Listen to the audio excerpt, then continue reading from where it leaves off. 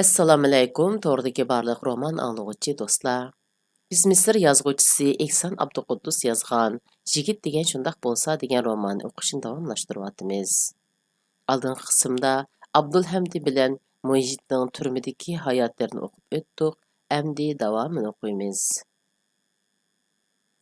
Buvay oraga odam qo'yib, o'g'ilni qutuldirish uchun jiq harakat qilib ko'rdi. U boshliqlarga ahvolni aytibdi, ular aniq bir nima demadi. İçki işler ministrligida ishlaydigan bir do'stiga gap qilibdi. U do'stimi tilini chaynadi.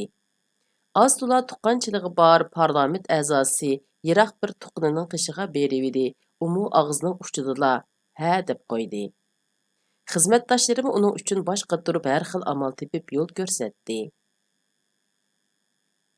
Bir ishxon ishlaydigan Muhammad Anitil ismli xizmatdoshi uningga aql ko'rsatib mundaq dedi. Rastini aytganda sening puling oz. Agar senda 50 funt sterling bo'lgan bo'lsa, hech kimga yalvurib yurmayding. Pulni Abdulla Begning qo'liga tutqizsanglar hamma ish hal bo'ladi. U parlament a'zosi. Gapi bek o'tidi. U gap qiladigan bo'lsa, har qanday ishik, hatto turmning ishkimi ichilib ketadi. Buvay Jimmy mol-mulkini hisoblab ko'rib, hammani xajlab bo'lsa-mu o'g'ilni qutuldirmoqchi bo'libdi. Yana bir necha xizmatdoshi Abdulla Beg pulni elib olib ish hal qilib bermaydi deb uning ra'yini yondirdi. Kechqurun buvayning beshiga g'am tushdi. Xotiniga qandoq yolg'on to'qiydigan ishamdi. Ahvolni yushirib qilish uchun so'roq kechiktirilibdi. Shunga u bugun kechimi kelolmagudek, dedi buvay xotiniga. Dadisi, sizlar menga rost gapni aytmayotdilar, dedi mo'may uf tortib. Meni oldimisizlar? Nima ish bo'lganini menga aytib bersizlar. Ular o'g'limni zoni nima qilmoqchi ekan? Uni turmaga sulab qo'yibdimi yoki o'ltirib etibdimi? Nada undaq asalla turmaga sulaydigan ish bo'lsin. Xeyli uzun tekshirib boqdi texi. Sizlar oson emas deydilar. Ular nima ishlarni qila olmaydi ha? Voy munofiqlar. Mo'may beshini chayqab o'ltirib qaynab ketdi. Ah xudo, ular bizni ko'rishtirmadi. Ularmi qarindoshlaridan ayrilib, judolikning dardini tatib boqqay ilohim. Alloh egam. Ular yaxshi odamlarning bolalarini azoblamoqda. Ularning jajisini bergin. Ularmi tortquligini tortib boqsin. Mo'may parishonligimni sezib qolmasin deb buvay mehmonxona uyga chiqib ketdi. İftardan keyin uyga haqamsaylar yig'ildi. Ular xabarni anglab kirishgan bo'lib, hech kim muhitning siyosiy ishlarga chetishligi borligiga ishonmaydi. Ba'zilar hatto uni siyosiy ish bilan qo'lga elingan bo'lmasligi mumkin. Tortinchoq, to'xu yurak bu yigitning nimalarni qilganligini kim bilsin? Yoki u bir navra akisi bilan birlashib o'g'irlik qilgandi. Yoki zaharlik chekimlik setayotganda tutilib qolgan bo'lishi mumkin. Uning bir navr aksi zaharlik chekimlik chekadigan, halol kasb bilan shug'ullanmaydigan, o'qishni bir boshqa chiqarmagan bir narsa degan qarashda bo'ldi. Shunga qo'lim qo'shnilar bularga hissashlik qilgan, ich og'ritgan bo'lsa-mu, zodi nima bo'lganligini bilib beqishga bo'lgan qiziqishni yushirib qololmaydi. Mo'may ayol qo'shnilarini yotgan holatda kutib oldi. Ikki qizi uning ikki yinda o'ltirib, aksining qandoq qo'lga ilinganligini so'zlab berdi. Nimishqa tutib ketdi? deb so'rdi qizlarning biri. Sizmi bilmaymiz. Ta hozirgacha nima ish bo'lganligini hech kim bilmaydi, deb javob berdi. Bu ay bu kunlarda u ablahlar qalaymaqan odam tutadigan bo'lib ketdi. Uchirg'ala odamni qo'lga ilyotidi ta, dedi yana bir qiz qo'shimcha qilib. Ayollar tilini chaqildatib hissdoshligini bildirishdi. Voy xudoyim, o'zing bor. Mushkulimizni oson qilg'aysan, dedi mo'may uf tortib. Buvay mehmonxona uyida qo'shnilarini kutayotdi. U beshni sangilatgan holda ishning jarayonini takror so'zildi. Har qitim so'zlaganda ba'zi yangi tafsilotlar qo'shilib, aytilib bo'lganlaridan ba'zilari tushib qoladi. Uning aksi, ya'ni Abdulhamdining dadisimi keldi. U odam inisi qaraganda hamoqat, yavash odam bo'lib, tug'ilishidinla shundoq edi. Buluşig'ila kun o'tkazib kelyotdi. Xotiniga bakrak yulinib, uning gapi bilan ish qiladi. U o'g'lining qo'lga ilinganligini anglaganda inisidanmi battar alaqzoda bo'lib ketdi. Ammo uning qo'lidan hech qanday ish kelmagachga, soqchi mahkamasiga berib surishtirishnimi bilmadi. Hozir xotiniga bir nima deyish uchunla uydan chiqqan. Qahvaxonada birdam o'ltirib yetib, andin inisininkiga ketgan edi. U inisidan anglagan gaplarni xotiniga xuddi o'zi surishtirib bilib kelgandek aytib bermoqchi edi. U inisi qo'shnilarga takror aytgan ahvollarni anglab, "Bizg'u Abdulhamd yaxshi odam bo'lmadi" deb burunli aytgan. Kim biladi? U nimalarni qilib yurdi. Lekin muhit odamgarchiligi bor adablik bola edi. Uning nima gunohi bordu amdi? dedi aksi. Gunohi yo'q. Abdulhamdning gunohi yo'q. Hammasi peshonimizning ta'turligidan, dedi muhitning dadisi. Uning do'sti Abdul Fattah. Bu qandoq gap? Xudoyim bizni mushundoq kun ko'rsin debdikanmi? Bu qarab turib odamni bo'zaq qilganlik. Bu hukumat jallod, dedi. Rostini aytsak, davlatimiz bundaq ketaversa bo'lmaydi. Bundaq ketaveradigan bo'lsa, davlat qandoq holga tushib qolar? Shu ablaqlarning jajjisini zodi bergil bo'lmasmi? dedi Xajil Abdul Uzra. Mushundoq ketaveradigan bo'lsa, hammamizni ujuqtirib yutadi, dedi Abdul Fattah. Rostini aytsak, yoshlar shuning uchun siyosiy harakatlarni qiladi ekan. Agar men yosh put-qo'limda kuch bo'ladigan bo'lsa, shu yoshlarga o'xshash ish qilgan bo'lardim.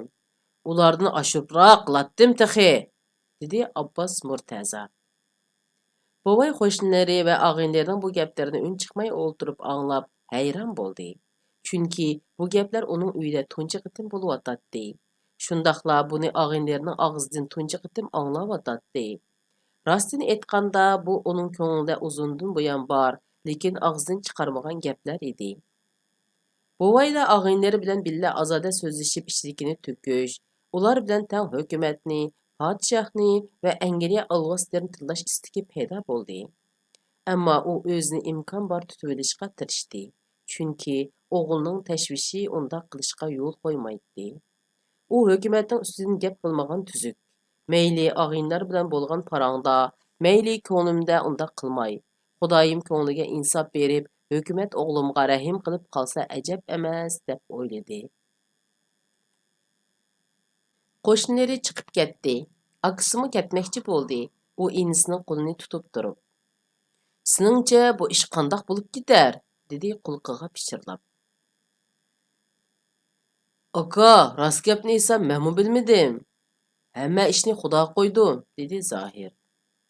Oyliklar bir kecha kirpik qaqmadi. Zohir o'g'li bilan ko'rishishning amalini qilib beqish uchun atdegandila chiqib ketdi. U boshliqning yiniga berib, bir kunlik ruxsat olmoqchi. Andin kapitan dabog'ning qishiga berib, uningdan o'g'li bilan ko'rishishni o'tinmoqchi bo'ldi. Buningga dabog' ma'qul degan edi. Mo'may bilan ikki qiz uyda qoldi.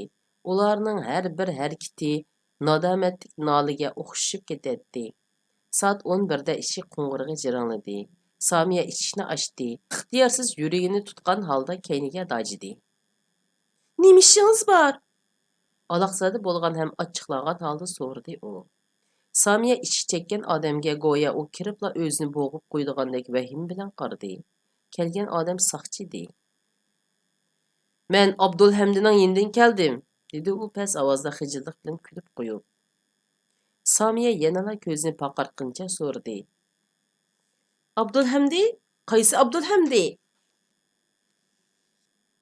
"Bu Mustafa Zohir apandining uyi emasmi?" Samiya esi kelgandek bo'ldi. "Ha, shu. Men chet elliklar turmisidan keldim. Abdulhamdi apandi sizlarga bir parcha xat bergan edi", dedi soqchi past ovoz bilan. Andin yanchuqdan qatlangan bir parcha qog'ozni ilib Samiyaga berdi. Samiya titirgan qo'li bilan bog'oqni ilib, gap qilmasdan soqchiga lapita qarab qo'ydi. Andin qog'ozni ochdi. Xat rostilla Abdulhamdining xati edi. Samiye her qanday xətnin arasından o yazğan xətni tunub alalaydı. Qadirlik tağa, sizning mübarək qollarığa süyüb şunu xəbərləndirməkçimen ki, biz nəhayət yaxşı. Hər qaysilərini xəbərləndirgidək heç qandaq iş bolmadı. Ancha xarlamadı. Muhitni bugun ətigan doktorxanaga elib ketishdi. Bilishimcha u salomat. Kamir namrak bo'lg'achqa mijoz yo'q bo'lib qopti. Qandaqlı bo'lsin, doktorxana turmadan yaxshiroq. Ansirashmisizlar. Tag'a, bizga ishnishlarini umid qilamiz. Biz faqat sabr va chidamga muhtoj. Chidab turinglar. Bizmi chidayli.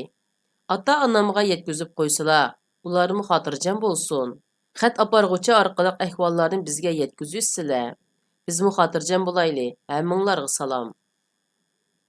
Oxiriga imzo qo'yilmagan edi. Muhit nimishqa doktorxonaga kirib qoldi. Uningga nima bo'ldi? Samiya beshini ko'tarib darhol so'radi. Saqchi, men sirtda turyapman degandek atrofga qarab qo'ydi. Hech nima bo'lmadi. Sal mijoz yo'q bo'lib qopti, dedi saqchi. Mijoz yo'q? Vaqirab degdek so'radi Samiya. Nimishqa mijoz yo'q bo'lib qoladi? Saqchi yana atrof qarab qo'ydi. Samiya uningdagi ansizlikni sezib ishni yo'g'on ochdi. Qani, kiring. Saqchi uyga kiribla ishni him yapdi. Har qanday gap bo'lsa davering. Biz xotirjam bo'layli, dedi Samiya. Saqchi o'ltiron damdikinde o'rindiqqa qarab qo'ydi. Xanim, xotirjam bo'ling. Doktorxonaga berish uchunmi munosabat topmasak bo'lmaydi. O'ltiring, dedi Samiya o'rindiqni ko'rsatib. Samiya saqchini yolg'iz qo'yib ichkariga kirdi. Singlisini opasiga bildirmay chaqirdi-da, koridorga chiqib Abdulhamdning xatini ko'rsatdi. Ondan saqchining so'zlarini aytib berdi. Ikkisi saqchining yoniga kirdi. Ularning Muhitni qaysi doktorxonaga olib qo'yganligini bilamsiz? So'radi Naval. Uning ko'zlaridan taqozolik chiqib turadi. Men mu aniq bir narsa deyolmayman. Bilishimcha odatda ayni qasab doktorxonasiga olib. Qizlar, u yerda kim bor? Apasining ovozi anglandi. Qizlar bir-biriga qarashib oldi. Ondan Naval apasining yoniga kirdi. Muhit bilan Abdulhamdning yenidan bir odam bizni xotirjam bo'lsin deb xabar kelibdi. Mo'may shaqqida o'ri bo'ldi va karavotdan yoshlardek aptikli tushdi. Ularning yenidan kelibdimi? Men bir ko'rishay. Naval huduqib ketdi. Biroq opa, sen sochlaringni tuzab. Yog'lig'imni bergin, dedi Mo'may uning so'zini bilib. Naval apasiga yog'liqni berdi-da, apasining oldida saqchining yoniga chiqib uningga. Xudo haqqi, opamga ortiq gap qilmay, hozir ularni tekshiryotidi deb qo'ying. Turma, doktorxona degan gaplarni hargiz deb solmang. U og'riq. Shunga biz ahvolni uningda yushiryapmiz, deb pichirladi. Navalning opasi ildam minib kirib keldi. Shu topda u go'yo barliq azobini va semizligini unutib qolgandek edi. U saqchini ko'ribla cho'chib ketdi. Ondan so'radi. Balam, siz ularni ko'rdingizmi? O'z ko'zingiz bilan ko'rdingizmi? Ha, ular nayt yaxshi. Xotirjam, tinimi sog'lom, dedi saqchi o'rnidan turib. Ular qachon qaytib keladi? Balam, siz gapning aniqini ayting-a. Ko'nglim aram topsin. Mama, hech ish bo'lgani yo'q. Hech ish bo'lgani yo'q, dedi Mo'may ansizlik bilan. Qandoq gap bu? Nim gap bo'lsa-dang, yushurmang. Ularni qachon qo'yib bersizlar? Saqchi tamtirab ketdi. Yordam so'ragandek ikki qizga qarab qo'ydi. Yana 1-2 kunda tekshirish tugamikin, dedi. Peygamberimizning haqqi hurmat uchun qasam qilamanki, balam u ikkisiga o'g'il bo'ldi. Gapimga ishining. Ularga haqiqatan o'g'il bo'ldi. Yaxshilarga o'g'il qilgan odamni Alloh taolo kechirmaydi. Balam, sizlar Xudodan ehtiyot qilinglar, dedi Mo'may. Uni cho'ng bir amaldor ko'rib. Mo'may sofaga lasda o'tirib qoldi. Сақчы нəhayət оңайсызlandı. Тамақını çakıldытып, bu ақ көңіл ailenin бешіға келген бала қазаға есташлығы білдіріп тәсәлли берді. Xatırjam bolsıla muma, həmmə iş ornuğa düşüdü. Ularga nima əvtidgan bolsıları mən yardım qılıman. Ularning nimasini tekshirdikan? Dedi Momay uning so'zini anlamagandek. Ular nima ish qipti? Qandaqlı bolsun, xotirjam bolsila Moma, dedi saqchi ikki qizga qarab qo'yib. Ular nalarda yotadigandu? Ular karvatda yotadi. Ularning tomog'i qandaqroq? Dedi Momay. İftarda go'sht, guruch osh, har xil qo'rma berdi. Rostini aytganda, boshliqlarimizmi uylaridan akelgan tomoqlarni yemay, turmaning tomog'ini yeydi. Momay maydisi shaplaqlab vaqirab ketdi. Turma? Ularni turmaga soladimi? Saqchi cho'chib ketdi va darrov gapini o'zgartib tushuntirdi. Yo'q, Moma, ularni texnichi tekshiryotidi. Saqchi tanglikdan qutulay degandek o'rnidan turib so'radi. Ularga biror narsa avitamsizlar? Ha, bolam, ularga roza yemekliklaridan avitib beray dedim. Muhit kichikdilla yong'oq bilan bodomga omroq edi. Uningga kiyim avitayli. Jinim bolam, to'ng'igandu. Yana meva-cheva, kitoblarni avatsak obdan bo'ladi. U dars tayyorlaydi-da. İmtihongim oz qoldi, dedi Momay. Bu narsalarni tasdiqlatmasdan akirgil bo'lmaydi. Saqchi Momayga gap uqtiramaslikqa ko'z yetib, ikki qizga qarab qo'ydi. Bo'lsa, kichikroq narsa bersanglar bo'lamdi. Qandaq narsa bersak bo'lar? So'radi Samiya. Masalan, pul. Ular u yerda bu pul xashlaydi, dedi saqchi bularning soddaligidan hayron bo'lib. Apa, yur, av uy kirayli, san gapim bor, dedi Naval va opasini yo'ladi.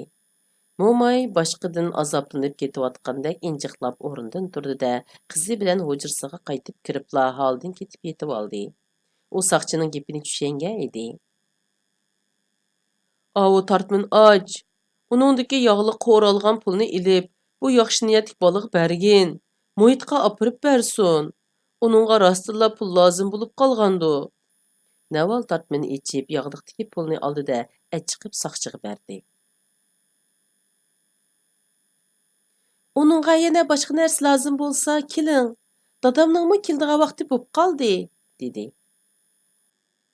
Bu Abdulhamdi apandiningmi? Dedi saqchi qo'ldagi pulga qarab. Ha, saqchi qo'ldagi pulga qarab qo'yib birdan jim turdi. Andin dedi. Azbiroy xudo, bundaq ishni odam jinini changilga ilib qiladi. Chunki buningga bosh ketmagan taqdirdimi turmaga tushadigan gap. Ajoyib yaxshi ekansiz, dedi Samiya. Rostini aytsam bundaq odamlarni Saqchi Navalga andin yana pulga qaradi. Saqchi shundoq deb jimmita turaverdi. Bir narsani tushungandek Navalning ko'zlari paqirab ketdi. Samiya, yur, sana deydigan gapim bor, dedi u va hadisini qo'ltiqlab ichkariga ilib mangdi.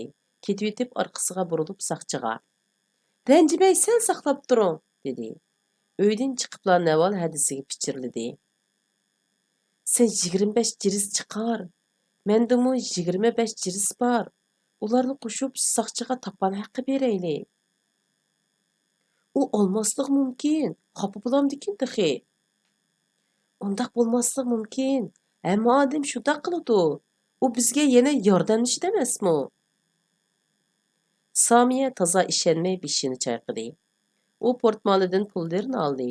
Naval pulni ilib saqchining hiniga kirdi. Dakka-dukka ichida pulni saqchiga berdi.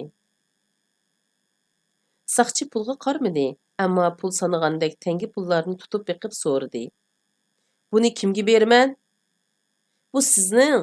Xarajat qiling, dedi Naval duduqlab. Hojat yo'q edi. Rostilla bu lozim emas, dedi saqchi pulni changallab turib. Uning gapini rost deb qolgan Samiya hayron qoldi. Navalmo bir nimalarni deb g'ulung'ishib qo'ydi. Rahmat, dedi saqchi pulni yonchiqqa silib etib. Anın ishik qarab mangdi. Bizga doim xabar yetkizib turing. Kunda keling, dedi Naval. Bo'ladi, ammo eson bo'linglar, dedi saqchi. Naval xiyolga patgan holda oshxonaga kirib ketdi. Samiya Abdulhamdning xatini yana o'qidi. Qurlar orasidan Abdulhamdni ko'rgandek bo'ldi. Ondan uning maydisiga beshini qo'yib yig'lagandek, xatni yuziga yiqib o'zini tutib ololmay yig'lab ketdi. Bovay qaytib kelganda tushdan keyin soat 3 bo'lgan edi. U behmu horg'in, ruhsiz ko'rinatdi. U saqchi mahkamasiga berib, kapitan Dabag'ni ishxonasidan topolmadi. Ishxona oldida xizmatchilar bilan billa Dabag'ni 3 soat saqladi. Dabag kelgandan keyinmi uni yana sirtda 3 soat turg'izdi. Keyin uning bilan ko'rishmayli qo'ydi. Hatto o'g'li to'g'riliq hech narsa deb bermadi. Buvay ilojisiz qaytib keldi. Uning ko'ziga qorong'ulikdan boshqa hech narsa ko'rinmaydi. G'azabini o'chmanlik va jon tikib ilishiman degan niyat bilan besib turib. Qizlar dadasining oldiga chiqdi. Bir saqchining kelib ketganlik xabarini yetkazdi. Abdulhamdning xatini o'qib, uning ko'nglida ojizgina umid chirig'i pilildigandek bo'ldi. Har holda u o'g'lining nadaligini bildi. Uning ovozini angladi.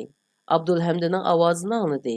U xotiniga tasalli bermoqchi bo'lib, hujrasiga qarab mangdi-yu, bir necha qadam mengibla biri chaqirayotgandek bilinib to'xtab qoldi. Ana, Muhit chaqiryotdi. Doktorxonada yetib o'zini chaqiryotdi. Yordam so'rayotdi. Buvay darhol orqasiga burildi-da, xotinig'im tasalli bermay uydan chiqib ketdi. Kira mashinasiga chiqib shopirga ayni qasr doktorxonasiga olib qo'yishni aytdi.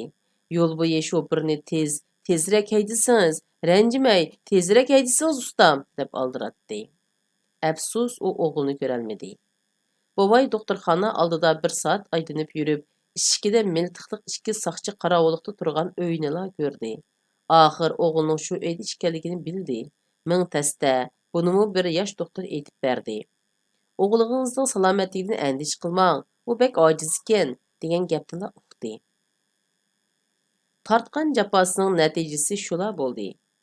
Kech soat 6 bo'lganda eg'ir g'am qayg'u bosgan bovay uyiga qaytib keldi va oiladagilar bilan yana bir qorong'u kechini kutib oldi. Chorshanba atganligi. Naval uchrashishga bormoqchi bo'ldi. U hozirgacha belgilangan vaqt degan yerda Ibrohimni ko'rmadi. Shundaqdimi o'zining nima uchun umidsizlanmay yana borganligini bilmaydi. Rostini aytganda, uning umid chirig'i o'chgan. O'zini bir qabrini, orzu umidlari ko'milgan qabrini ko'rgili bordigandek his qiladi. Chunki u o'ziga har bir haftaning dushanba, chorshanba kuni tushdan burun u qabrini ko'rgili boraman deb va'da bergan edi. U uydan motam murosimiga ketayotgandek chiqdi. Fani maydoniga kelib to'xtadi, ammo atrofiga qaramadi. Yasin o'qib Xudodan o'chgan umid chirig'ini yondirib berishni iltijo qilayotgandek yerga qarab turdi. Bir mashina kelib uning yonida to'xtadi. Naval beshini asta ko'tib, Fathi Malijini ko'rdi-da, salomlashishni unutib etilib kelib so'radi. Vaqa chiqqanini angladingizmi? Anladim, hamin bildik. İbrahim meni sizni xotirjam bo'lsin deb avatdi. Ular hech nim bo'lmaydi, dedi. Naval ko'zlarini yerga tikib so'radi. İbrahim yaxshimi? Bu ulug' muhabbatga hurmat bildirgandek Fathi yiqimliq kuldi. Yaxshi, nihoyat obdan turyotdi. Sal jim turgandan keyin Naval yana so'radi. Ular turmada qandoq chiqdi? Turmaga sulg'onga odam hech nim bo'lmaydi. Muhimi iqror qilmasil bo'lg'ini. Hozirga qadar hech qaysi iqror qilmabdi. Muhit bilan Abdulhamdni bundaq chidamliq deb kim mushangan? Ular ching turdi, yaraydi. Ular nimada ching turdi? Cho'chib so'radi Naval. Fathi uning texi akisi bilan bir navri akisining tortgan jabr jabolaridan xabarsiz ekanligini pamlab gapni bo'rvatdi. Muhimi İbrahim sizni xotirjam bo'lsin, bu ishqa vaqt ketidi deydi. Qaysi ishqa? Tushunmay so'radi Naval. Ularni qo'yib berdigan ishqa. Uzun vaqt ketarmi? Yo'q, undaq bo'lmaydi.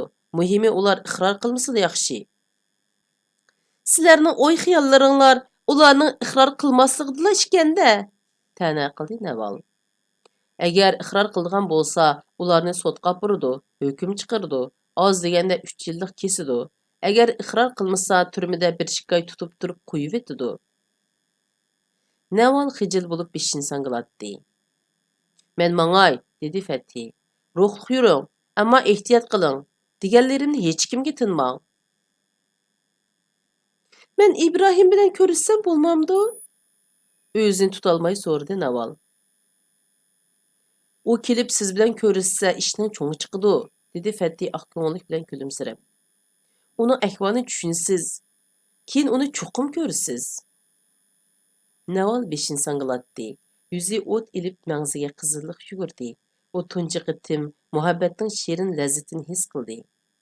İbrahim meni unutmabdi. Xatarga qaramay men bilan ko'rishishni o'ylab etibdi. İbrahim meni haqiqatan yaxshi ko'rdi. Fethi Maliji g'amga patgan Navalni yolg'iz qoldirib mashinasini haydab ketib qoldi. Fethi mashinasini Azhar jamoasi maydondagi savdogarlarning mashinasi orasiga to'xtatdi. U mashinasini odatda shu yerda qo'yatdi. Fethi Azhar jamoasini bo'ylab mengib o'ngga burildi. Ondan udul mengib Fatiniya ko'chasiga chiqdi. U 4 qavatlik bir binoning oldiga kelib to'xtadi. Bu bino atrofidagi binolardan mustahkam ko'rinadi. Fethi binoga qarab belgi bergandek isqitdi. Ikkinchi qavatdagi bir deraza ochildi. Orqadan yaktak kiygan bir yigitning beshi ko'rindi. U Fethini ko'rib so'radi. Assalomu alaykum Fethi. Konspektingni olg'ash keldingmi? Keldim. Birdam dars tayyorlamdik. Vaqting bormi? dedi Fethi atrofiga qarab qo'ymasdan. Vaqtim bor, kirgin, dedi yigit birdamlik arasaldilikdan keyin. Fethi binoga kirdi.